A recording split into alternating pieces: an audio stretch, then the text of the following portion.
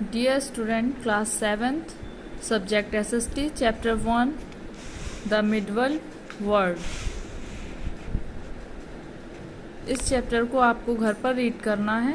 इसकी समरी मैं आपको बताऊंगी. The period that lies between the ancient and the modern period in history is known as the medieval or medieval period.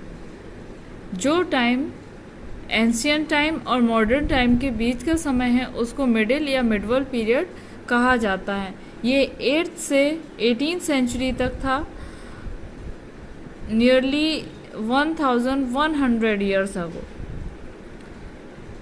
इसको divide किया गया है 2 पार्ट्स में. Earlier medieval period 8 to 13th century and later medieval period 13 to 18th century. Later medieval period is subdivided 2 phases, Delhi sultanate and Mughal सल्तनत.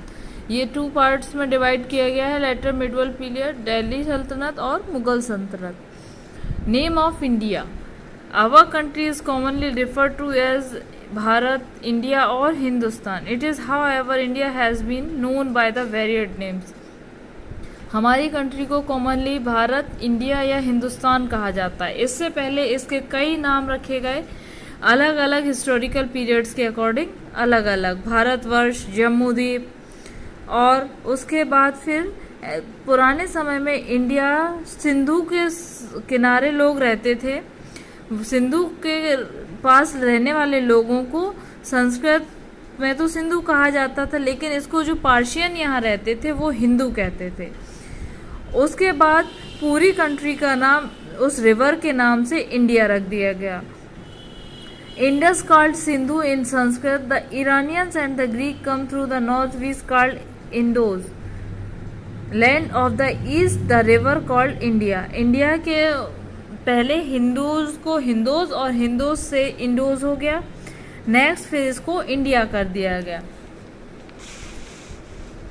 उसके बाद अलग अलग ट्राइब्स ने इसको अलग अलग नाम दिए. जैसे जैसे अलग अलग लोग यहाँ के बसते रहे उन्होंने इसको अलग अलग प्रोनाउंस किया.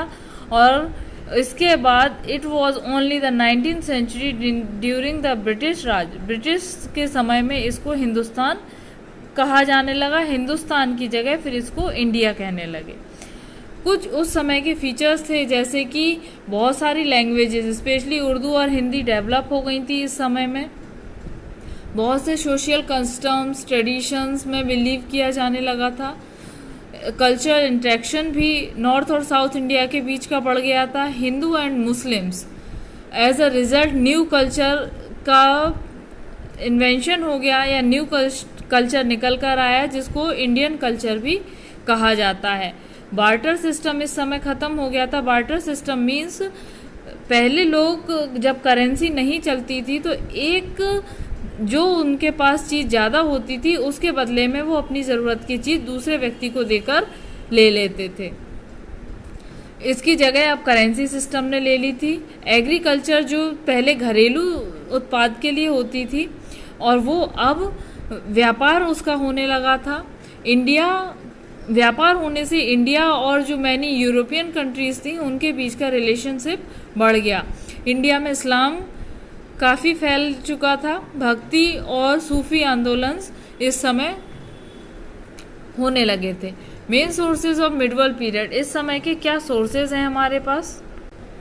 2 types of sources, archaeological and the literary sources. Archaeological को कई पार्ट्स में डिवाइड किया गया. आर्कोलॉजिकल सोर्सेज क्या होते हैं?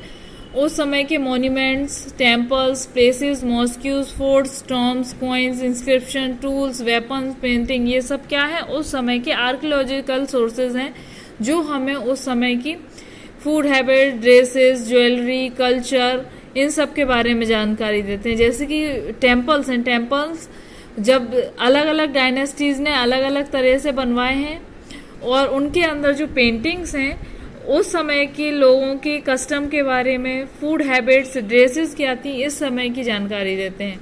उस समय के मॉन्यूमेंट्स जैसे कि रेड फोर्ट, कुतुब मीनार, जामा मस्जिद, अलग अलग टॉम्स, फोर्ट्स, प्लेसेस, ये सब हमारे लिए बहुत ही वैल्यूएबल आर्कियोलॉजिकल सोर्सेज हैं जो उस समय की सोशल जानकारी हमें देते हैं.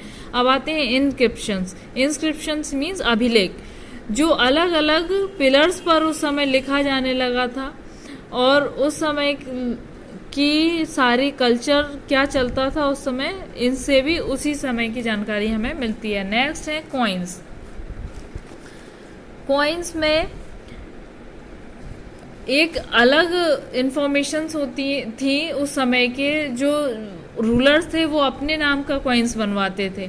उनके समय में क्या चलता था, उस समय की राजनीति और इतिहास की जानकारी हमें कॉइन्स से मिलती है। अब आते हैं हम literary sources. Literary sources means written source. उस समय रिटन रिकॉर्ड्स मिडवल पीरियड में काफ़ी था, इससे पहले का हमारे पास कम है रिटन, पर मिडवल पीरियड में पेपर का आविष्कार हो चुका था, जिसकी वजह से जो हमारे पास रिटन सोर्सेज है वो बहुत समृद्ध है मिडवल पीरियड का। उस समय जैन और बौद्धिस्ट मोंक्स बहुत अच्छा लिखते थे और उनका विश्वसनीय माना गया है। उसके बाद कुछ रूलर्स थे जिन्होंने, मुगल रूलर्स जिन्होंने अपनी ऑटोबायोग्राफी लिखी, जैसे कि बाबर ने तुझके बाबरी, जहांगीर ने तुझके जहांगीरी। बायोग्राफी भी लिखी गई इनके। हुमायूं की सिस्टर ने गुलबदन बेगम जो थी उन्होंने हुमायूं नामा, अकबर की अबुल फजल ने लिखी अकबरनामा, पृथ्वीराज रासो, चंद बरदाई ने। ये सब उस समय के लिटरेरी सोर्सेज हैं जिससे हमें बहुत डीपली और बहुत ब्रॉड जानकारी हमें मिलती है। अब उस समय कुछ फॉरेनर्स भी आते जाते रहते थे, ट्रेवलर्स, जैसे कि कुछ फेमस थे उस समय, ह्वेनसांग था, फायान था। ये सब इन्होंने इसमें अपनी बुक में लिखा भी है उस समय के पीरियड को, और कुछ पेंटिंग्स भी बनाई गई हैं छोटी छोटी, जो उस समय की जानकारी देती हैं। इनको मिनिएचर पेंटिंग कहा जाता है। अब आप इस चैप्टर को रीड करेंगे, इसकी एक्सरसाइज और क्वेश्चन आंसर सर्च करेंगे। Thank you.